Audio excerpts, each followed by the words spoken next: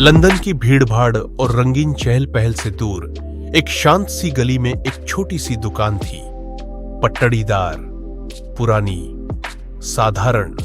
बाहर कोई चमकती दमकती तख्ती नहीं, ना ही आकर्षक विज्ञापन। बस शीशे की खिड़की में रखी कुछ बेहतरीन चमड़े की जूतियां और पीतल के अक्षरों में लिखा नाम, गेस्लर ब्रदर्स बूट मेकर्स। मेरे लिए यह दुकान यादों से भरी थी। बचपन में मैं पिता के साथ वहीं जूते सिलवाने आया करता था। उस दुकान में घुसते ही जैसे किसी गिरजाघर की शांति भीतर उतर आती, बेआवाज, गंभीर और एक अलग ही श्रद्धा भाव लिए। पूरी जगह से मेहनत और लगन की खुशबू आती थी। गेस्लर भाई केवल ऑर्डर पर जूते बनाते थे। ग्राहक को वे अपने हाथों से बैठने का इशारा करते। कुर्सी हमेशा साफ और चमचमाती रहती। मैं जब अपनी जोड़ी पहनकर लौटता, एक अजीब सी संतुष्टि भीतर तक उतर जाती, जैसे उन जूतों में एक कहानी हो। गेस्लर भाइयों के हाथों की इबादत।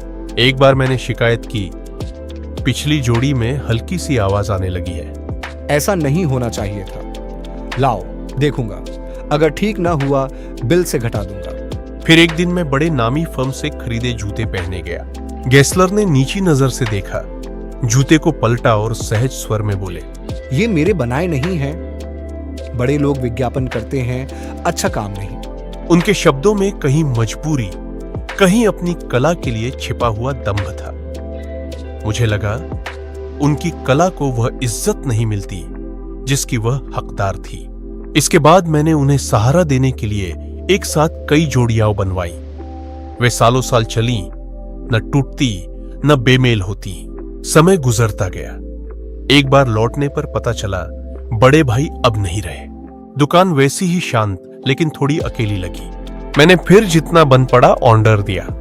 फिर एक साल बाद लौटा तो दुकान का नजारा ही बदल गया। तख्ती गायब, अंदर नई आवाजें।